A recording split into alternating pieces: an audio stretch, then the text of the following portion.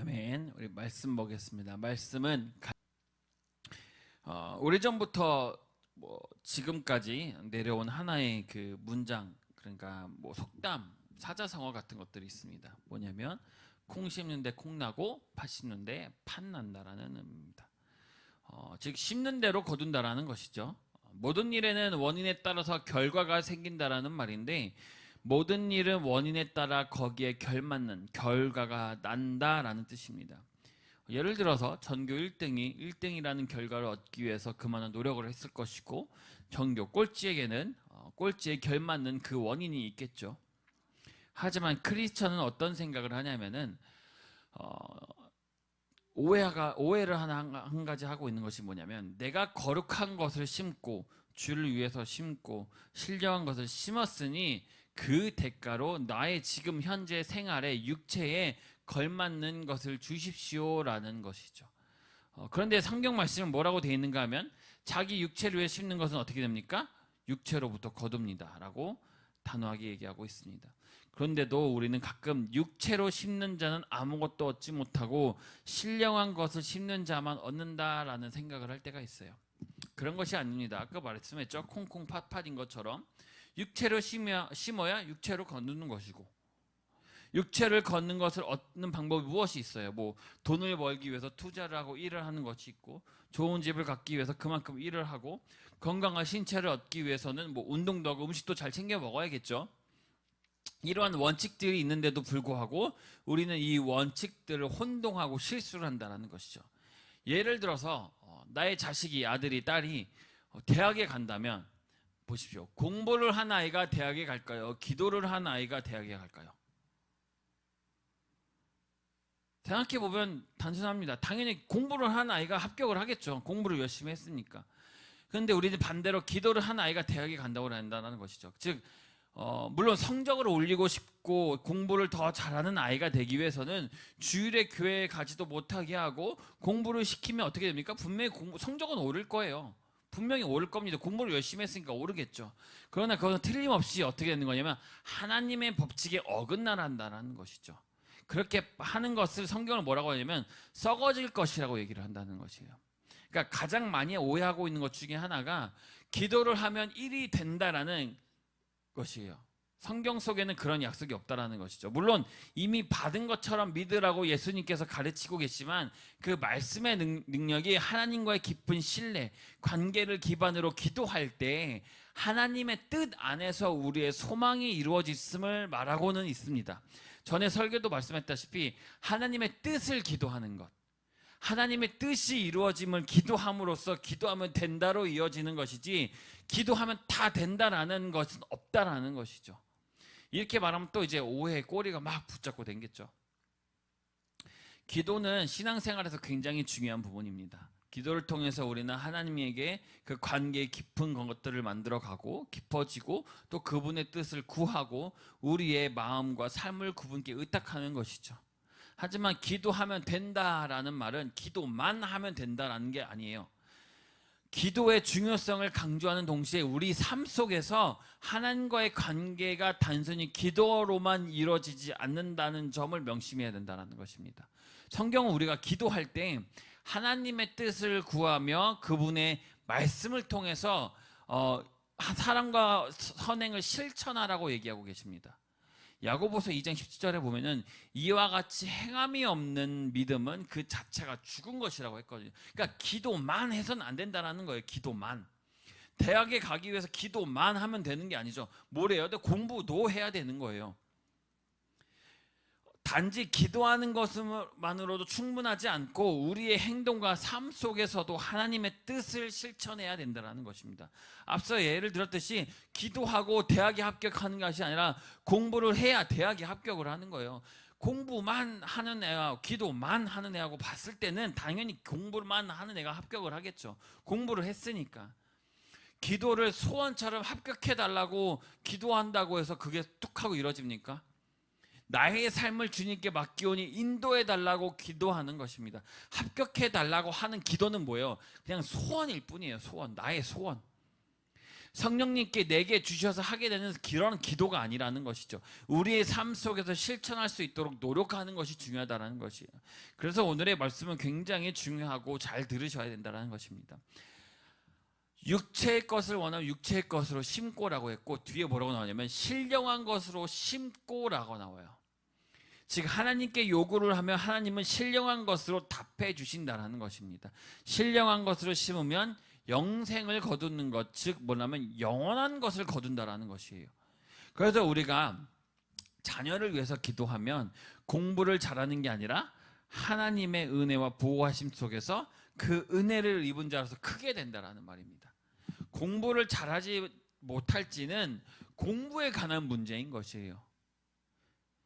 신령한 문제는 아니라는 것이죠. 우리 아이를 서울대학에 붙게 해주시면 하나님께 바치겠습니다. 이건 뭡니까? 물론 신앙 초기의 단계에 이러한 기도를 하는 분들이 굉장히 많다고 얘기를 해요. 소원과 열심을 이렇게 할 수는 있지만 전혀 맞지 않는 기도라는 것이죠. 인간의 개념으로 일어나는 것들 있잖아요. 뭐 실직을 했다라든가 병이 났다라든가 뭐 반대로 뭐 운수대통을 했다라든가 이러한 일어나는 것을 하나님이 세상의 모든 것의 섭리자이며 주권자임을 새롭게 믿는 사람들, 초심자들에게 알리는 하나님의 그 주권적 작업이지, 예수를 믿으면 만사에 형통하다라는 식의 약속은 아니라는 것이에요. 병도 낫고 돈도 잘 번다라는 것은 성경이 약속한 것이 아니라는 것이죠. 그러나 그렇게 함으로써 하나님만이 세상의 모든 것을 주권하고 계신 것이다라는 것을 새로 초심자들에게 납득시키기 위한 것입니다. 여기 계신 분들은 초심자가 아니죠. 굉장히 오랜 생활 동안 신앙생활을 해오셨고, 그러기에 이러한 초심자들의 생각보다 한 단계 더 높은 신앙생활을 하기 위해서 더 많은 발전과 생각이 필요하다고 생각합니다. 아직도 나에게 하나님께서 나에게 뭘 주시면 나에게 뭘 주시고, 이러한 단순한 1차원적인 생각을 하면 안 된다라는 것이죠. 예수를 잘 믿으면 물질적인 축복을 받고, 물질적인 축복을 받지 못한 것은 신앙이 없기 때문이다라는 그 1차원적인 생각은 신앙이 없기 때문에 그런 류의 분위기 속에 사로잡혀서 나오는 생각이라는 것입니다. 그래서 좀 더 깊은 신앙의 경지라고 하죠. 좀 더 신앙의 깊은 단계로 넘어가기 위해서는 하나님이 우리를 신령한 대로 쓰시고, 신령한 것으로 열매 맺게 하는 것들을 물질적인 축복에 병행되지 않으면 믿음이 없다라는 식의 공격을 받기도 합니다. 이러한 것들 때문에 시험을 받기도 하고 낙심이나 좌절감에 사로잡히게 되죠. 좀 더 쉽게 풀이하자면, 육체로부터 거두고 싶다면 육체를 위하여 심으면 됩니다. 그러면 틀림없이 거두게 되어 있어요. 이게 무엇입니까? 열심히 공부해서 많은 지식을 쌓으면 되고, 좋은 대학에 가고, 좋은 일자리로 이어지는 길을 만들고, 일자리에서는 일을 열심히 해서 그만큼의 대가를 받으면 되고, 더 많은 돈을 벌고 저축하기 위해서는 일하고 투자하고 노력해서 열심히 하면 됩니다. 그러면 그 내가 일한 만큼의 결과는 분명히 걷어가는 것이에요. 하나님께서 세상에 우리에게 주신 사명 중에 하나가 뭡니까? 세상 속에서 열심히 일을 하면서 사는 것이거든요. 그러나 신령한 것으로 심으면 곧 성령을 위하여 심는 자들은 성령으로부터 영생을 거두는 것입니다. 그런데 우리는 그러한 사람이 되어야 된다는 것이에요. 단순히 육체로 것만 심는 것이 아니라, 아까 뭐라고 나옵니까? 육체로 심는 것은 어떻게 돼요? 썩어진다고 했잖아요. 그것만 위에 달려가는 인생이 아니라 우리는 무엇을 해야 되는 것입니까? 신령한 것을 심으라고 얘기 나오는 것이에요. 9절에 보시면요, 뭐라고 나오냐면, 우리가 선을 행하되 낙심하지 말라, 피곤하지 아니하면 때가 이르면 거두니라 라고 나오거든요. 하지만 이 일이 정당하고 성경의 약속은 옳은 것이지만 그것이 세상적 차원에서 아닌 것이기 때문에 피곤하고 낙심하게 된다고 얘기하고 되어 있어요. 신령한 것을 심는 것들은 피곤하고 낙심하게 된다고 얘기 나와요. 낙심하게 된다라는 것을 보면 좋은 말로는 보이지는 않죠. 그죠? 듣기만 해도 별로 당하고 싶지 않고 하고 싶지도 않고 원하지도 않죠. 우리는 보통 복 주시는 하나님이라고 생각합니다. 복 주시는 하나님. 늘 나에게 좋은 것으로 채우시는 하나님이라고 생각합니다. 그러나 그것이 신앙생활을 결론으로 마무리하는 것은 좋은 것이 아니라는 것이에요. 왜냐하면 이러한 1차원적 생각들이 잘못 살면 내가 무슨 죄를 지어서 이런 일을 당하는 사람이 되고, 어려운 일을 당하면 내가 뭐 잘못한 일이 있어서 그런가 라는 생각으로 된다는 것이에요. 아주 쉬운 예 중에 하나가 성경 인물의 바로 욥의 이야기입니다. 욥의 친구들이 와서 뭐라고 얘기합니까? 야, 너가 무엇을 잘못하지 않고선 이럴 수가 없다라고 얘기를 하거든요. 굉장히 욥의 친구들은 굉장히 1차원적인 생각을 하는 거예요. 야, 네가 무엇을 잘못했겠지. 근데 아시지 않습니까? 하나님은 범죄하지 않은 자를 이렇게 친 적이 있냐라고 얘기하지 않습니까? 근데 욥은 어떻게 합니까? 욥은 그런 사람이 아니었거든요. 무엇을 잘못을 한 사람이 아니었거든요. 그럼 나중에 누가 옳음을 성경이 얘기합니까? 욥이 옳았다고 얘기를 하잖아요. 욥의 친구들의 생각이 틀렸다고 얘기하지 않습니까? 욥도 사실 이 억울함 때문에 얼마나 반항했는지 모릅니다. 나는 잘못한 게 없는데 왜 이런 일을 당하는지 모르겠다. 그래서 오늘 본문의 10절에 보시면요, 너희는 기회에 있는 대로 모든 이에게 착한 일을 하되 더욱 믿음의 가정들에게 할지니라 라는 결론이 나와요. 어떤 사람들에게요, 이렇게 막 칭찬을 자주 하면 가끔 옆에서 이런 얘기 하잖아요. 칭찬 너무 많이 하지 말라고. 이 사람 뭐 으슥해지고 교만해진다고 얘기하잖아요. 자만하고 막 이렇게 된다니까 하지 말라고 하는데, 그런데 교만해지는 게 문제가 아니라 어떤 게 문제냐면 오히려 낙심하는 것이 더 큰 문제입니다. 교만한 것과 낙심한 것 중 어느 쪽이 시험이 더 많을 것 같습니까? 거의 비슷합니다. 거의 비슷합니다. 사람은 어쩌면 항상 교만하게 되어 있어요. 그 교만이라는 것에서 벗어나지 못합니다. 단순히 제가 교만이라고 얘기해서 막 엄청난 거라고 얘기하지만, 쉽게 생각해 보면 자기가 알고 있는 것이 전부인 것이라고 생각하면서 그 공식을 가지고 평가하기 때문에 교만을 벗어날 수 없다라는 얘기예요. 우리 살다 보면 이런 얘기 많이 하죠. 이렇게만 하면 되는데 왜 안 해? 라고 얘기를 하잖아요. 이게 어디서 나온 얘기예요? 살다 보면 세상 일이 내가 아는 지식이 다가 아님을 알잖아요. 그런데 왜 이렇게 안 해라는 말은 뭐예요? 내가 아는 것이 다 맞다고 생각하기 때문에 추천하는 거거든요. 근데 세상 살다 보면 당연히 이러니 내가 아는 지식이 다가 아닌데 꼭 그런 사람들이 많습니다. 요즘 들어 제가 생각하게 되는 것은 더욱이 신앙생활이라는 것은 단순하지 않다라는 것이에요. 즉 우리가 알지 못할 만큼 신앙은 더욱더 깊고 풍성하고 되게 어렵다라는 것이죠. 어떤 분이 뭐라고 얘기 나오냐면요, 제가 인스타를 하나 보는데 자기가 예수님을 믿고 나서, 굉장히 똑똑한 사람이에요. 믿고 나서 이제 예수님에 대해 알기 위해서 예수님만 딱 파고들었는데 노트로 쓴 것만 1000권이 넘어간다라는 얘기입니다. 예수님 딱 한 분만, 뭐 성경 인물이 굉장히 많잖아요. 그거 다 버리고 예수님 십자가 한 분만 가지고 막 열심히 공부를 하는데 10몇 년을 공부해도 알 수가 없고 그 끝을 알 수가 없고, 노트가 1000권이 넘어가는데도 그 끝을 알 수가 없다라는 것입니다. 우리가 단순히 알고 있는 신앙생활은 기도하고 말씀 읽고 찬양하고 전도하고 이런 한두 가지 아는 것이 전부가 아니라는 것입니다.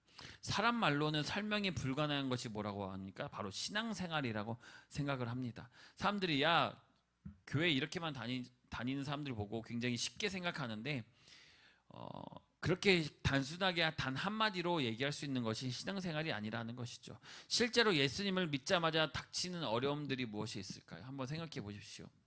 지금까지 여러분들이 신앙생활을 해오면서 많은 어려움들이 있었잖아요. 뭐 즐거움도 행복한 것도 물론 행복하고 인도하심에 따라서 놀라운 일들도 많지만, 어려움을 생각했을 때 가장 떠오르는 것이 바로 낙심이라는 것이죠. 신앙생활은 참 어렵습니다. 바로 말하면 우리는 그 사실을 알고 있기도 합니다. 내가 잘못한 것, 죄 지은 것, 이 모든 것들을 생각하면 굉장히 몸이 경직되기도 하고 굉장히 두렵기도 하고 떨리기도 합니다. 현재 시대를 뭐라고 얘기하냐면요, 외로움이 사무친 시대라고 얘기해요. 외로움이 사무친 시대. 주위에 외롭고 고립된 사람들을 조금만 살펴보면 쉽게 찾을 수 있지만 또 흔히 보이지도 않다라는 것이죠. 그래서 사무친 시대라고 얘기를 해요. 코로나 덕분에 혼술, 뭐 혼밥, 뭐 이런 것들이 굉장히 많아졌잖아요. 혼자 생활하는 것이 일상화되고 무엇이 떠나 뭐 인터넷에 먹방이라는 것이 막 뭐 이렇게 대리 만족을 하기 위해서 막 한국을 상징하는 것들이 이제 온라인 컨텐츠로 만들어지게 되고 증가하는 1인 가구 시대 속에서 사람들은 인터넷을 통해서 즐기고 대리 만족을 하는 시대가 된 것이죠. 내가 어딜 가지 않아도 뭘 먹지 않아도 혼자서 그냥 인터넷을 보면서 대리 만족을 하는 시대. 그러다 보니까 뭐가 외로움이 온다는 것이에요. 그러한 즐거움은 순간입니다. 자유와 고독을 즐기는 사람이라고는 하지만 함께하는 사람이 없는 현실감 속에서 우울감은 증가할 뿐입니다.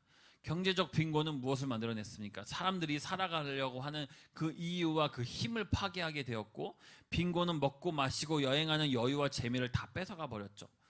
꼭 세상 모든 사람들이 노예처럼 막 탄광에서 갇혀서 끝없는 노동만 하는 것처럼 반복하는 하루를 살고 있다는 것이에요. 크리스천 또한 예외는 아니라는 것입니다. 서로를 격려하고 돌아보라는 명령을 받았고 그렇게 해야 설 수 있는 속성을 갖고 있는 것이 바로 신앙인들이에요. 함께하는 것, 공동체라는 것이 우리 신앙인인데 그 이제 이번에 그 데이터에 따르면 뭐가 나오냐면 2,000명을 대상으로 이제 설문조사를 하니까 그 중에 46%가 외로움을 느낀다고 했어요. 그 중에 한 3, 4%가 굉장히 극심한 외로움을 느낀다고 했고요. 이게 무엇을 얘기하냐면요. 심지어 교회 안에조차도 외로움을 느낀다라는 것은 외로움을 떨치려는 방법도 신앙생활 활동이 1순위가 아니라는 것이죠. 외로움을 떨쳐내기 위해서 교회를 와서 예수님께 함께하고 기도하고 공동체 생활이 그게 1순위가 될 수도 있는 것인데 교회 자체가 이 외로움을 벗어나기 위한 1순위가 아니라는 것이죠. 오히려 큰 교회일수록 더 그런 것이 많다고 얘기를 해요. 교회는 뭘 외치냐면 늘 부흥을 외칩니다. 부흥하기 위해 교회를 사람이 많아지기 위해 전도하십시오. 거기 부흥이라는 것에 초점을 둡니다. 그래서 새로운 사람들이 오면 거기에 신경 쓰다 보니까 기존 성도들은 어떻게 돼요? 뒷전이 되는 거예요. 우리가 좌절하고 넘어질 때마다 해야 되는 생각은 하나님께서 하시는 일은 절대로 실패하지 않는다라는 것입니다. 고린도전서 15장 58절에 보면 그러므로 내 형제들아 견고하며 흔들리지 말며 항상 주의 일에 더욱 힘쓰는 자들이 되라. 이는 너희 수고가 주 안에서 헛되지 않는 줄을 아느니라. 좌절이라는 것은 결국 어떻게 생기는 것입니까? 나의 자신의 일로 인해서 생기는 것입니다. 하나님은 어떤 하나님이에요? 복 주시는 하나님이십니까? 아닙니다. 하나님은 이김을 주시는 하나님이에요. 단순히 그냥 복 주신다고 이걸로 신앙생활에 하나님을 정의하면은 굉장히 슬픈 것입니다. 하나님은 정말 우리에게 이김을 주시는 하나님이에요. 신앙인들은 늘 좌절하지 않도록 서로 격려하면서 살아가야 되는 것입니다. 오늘의 말씀이 뭡니까? 심는 대로 거두는 것이라고 했습니다. 씨를 뿌리는 사람이 꼭 기억해야 될 것이 있습니다. 오늘 그 두 가지만 말씀드리고 마치겠습니다. 첫 번째로는 아무거나 심는 것이 아니라는 것입니다. 씨를 뿌릴 때 여러분 감자밭에 감자 뭐 뿌리고 뭐 이렇게 종류별로 씻잖아요. 한 곳에 뭉터기로 해갖고 그냥 막 뿌립니까? 아니죠. 무슨 밭에는 무엇을, 무슨 밭에는 무엇을 나눠가면서 심잖아요. 아무거나 뭉쳐갖고 그냥 막 뿌리지 않잖아요. 제일 처음에 말씀드렸습니다. 신령한 것으로 심어야 하나님은 무엇을 주신다는 거예요? 육체의 것을 주신다는 것이 아니라 신령한 것을 심는 것을 신령한 것으로 답해 주신다고 하셨어요. 내가 포도씨를 뿌렸으면 포도가 나야지. 신령한 것을 심으면 뭘 거둔다고? 영생을 거둔다고 하는 것입니다. 즉 영원한 것을 거둔다고 말씀드렸는데 이 말씀을 통해 하나님께서는 우리가 매일 삶에서 올바른 선택을 하길 원하신다는 것이에요. 우리가 하나님과의 관계 속에서 진실되고 성실한 태도로 살아갈 때 하나님께서는 그에 따른 축복을 주시는 것입니다. 우리의 삶의 선택이 하나님께 영광이 되고 이웃에게 사랑을 전하는 도구가 되길 바랍니다. 자신의 육체를 위해 이기적인 그 욕망을 쫓아 행동한다면 그 결과는 아까 뭐라고 얘기 나옵니까? 썩어진다고 얘기했어요.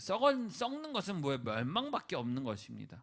내가 세상 속에서 물론 열심히 살아야 됩니다. 필요한 것들을 위해서, 내가 필요한 것들을 세상 속에 살아가기 위해서, 벌기 위해서, 필요한 것들을 갖기 위해서, 사용하기 위해서 열심히 살아가는 것은 맞습니다. 하지만 그것이 뭐예요? 결국 썩어서 썩어 없어지는 것은 또 뭐가 있습니까? 우리도 썩어서 없어지는 것들이거든요. 그러니까 나를 위해서 하는 것들은 그냥 단순히 그것이 목적이 돼서 안 된다는 것이에요. 하나님 앞에서 속임을 범하지 말아야 하고, 영적인 행동과 하나님의 뜻에 따라 하는 그 중요성을 잊지 말아야 된다는 것입니다. 성령을 위해서 행동하고 하나님의 뜻을 따른다면 그 결과는 뭐가 있어요? 영생과 축복밖에 없다라는 것이에요. 하나님 아닌 그 다른 것들을 따라간다는 것은 결국엔 썩는 것밖에 없다라는 것입니다.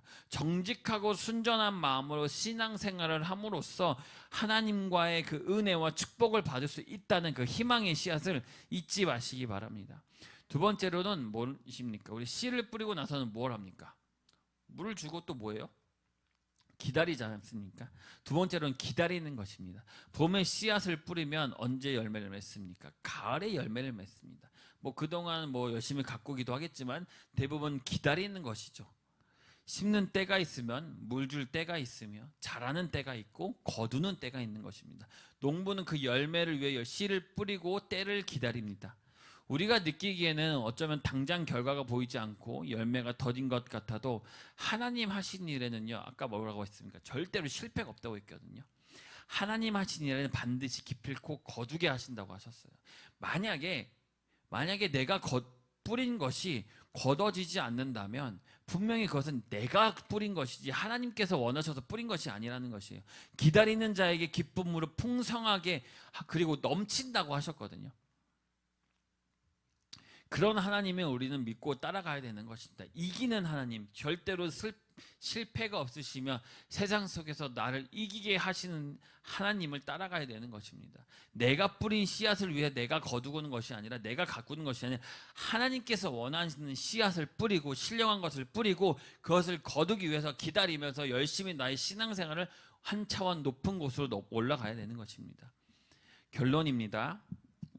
오늘날 우리의 신앙은 어떤가 하면 뭐라고 얘기하냐면요, 우리의 신앙생활들은 제비 새끼들로 비유를 합니다. 제비 새끼들이 어떻습니까? 먹이를 딱 갖다 주면 받아 먹으려고 앉아있는 형태를 얘기하죠. 그런 신앙을 지금 우리 현재 신앙이라는, 받아 먹기만 하는 신앙, 부끄러운 신앙이라고 얘기를 하죠. 하나님께서 하나님 나라를 건설하심에 있어서 예수 그리스도를 보내시고 그 일을 이제 시작하시고 완성의 길로 들어가셨는데, 골로새서 1장 24절에 보시면요, 뭐라고 나오냐면 그리스도의 남은 고난을 그의 몸된 교회를 위하여 내 육체에 채우노라 하라고 얘기했어요.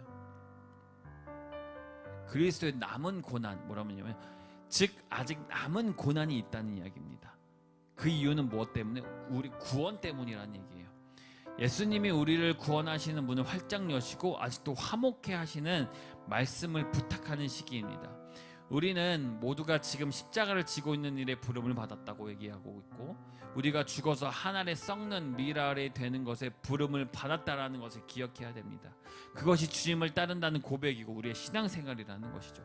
단순히 내가 원하는 것을 얻기 위해서 기도하는 것은 신앙생활이 아니라는 것이에요.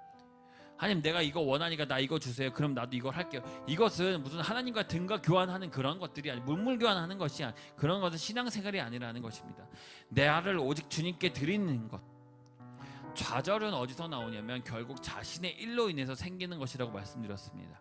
이김을 주시는 건 세상에서 주는 그 육체의 힘이 아니라, 건강하고 지식이 많아지고 돈이 많은 것으로 인해서 세상을 이기는 것이 아니라 오직 하나님뿐이라는 것이에요. 승리라는 단어를 사용할 수 있는 것은 내가 하나님으로부터 이김을 주시는 그 순간 승리라는 단어를 사용할 수 있는 것입니다. 이기는 하나님을 잊고 있기 때문에 좌절을 한다는 것이에요. 좌절치 않도록 서로를 격려하고 이기는 하나님을 내적인 힘으로 가지고 있어야 하고, 바로 이것이 끊임없이 성령 안에서 씨를 뿌려야 하는 우리에게 힘을 주는 근거입니다. 사람은 늘 씨를 뿌리면서 산다고 얘기를 해요. 말에 씨를 뿌리고 생각의 씨를 뿌리고 행동의 씨를 뿌리고 그 뿌린 씨가 또 어디선가 또 뿌리를 내리고 그 열매를 맺습니다. 신령한 씨라는 것이 무엇이에요? 뭐 근심, 걱정, 염려, 미움, 불평, 원망 이런 것들이 씨가 아니라 그런 것들이 신령한 씨가 아니라 이런 것들은 아까 말씀드린 사람의 씨예요. 내가 뿌리는 말의 씨예요. 신령한 씨라는 것은 감사, 기쁨, 평안, 소망, 긍휼 그런 것들이 씨앗입니다. 신령한 씨앗은 우리의 마음에 하나님의 말씀을 심고 그 말씀에 따라 살아가고 결실을 맺는 것입니다. 이러한 과정은 우리의 믿음이 자라나게 하고 하나님과의 관계가 더욱 깊어지는 것입니다. 아름다운 열매를 맺게 되는 것입니다. 매일 하나님의 말씀을 묵상하고 매일 말씀을 삶 속에서 실천하는 그 노력을 기울이시기 바랍니다. 하나님께서는 이러한 마음을 더욱더 기뻐하시고 여러분에게 더 큰 은혜와 축복을 허락하실 것을 믿습니다. 아멘. 이제는 우리 주 예수 그리스도의 은혜와 하나님 아버지의 거룩하신 사랑과 살아계시고 지금도 함께 하시고 사명을 감당할 수 있도록 성령의 기름 부심으로 인도하시는 성령님의 그 크신 은혜와 사랑이 우리 모든 성도와 교회와 축복교회 지금부터 영원토록 함께 있을지어다. 아멘.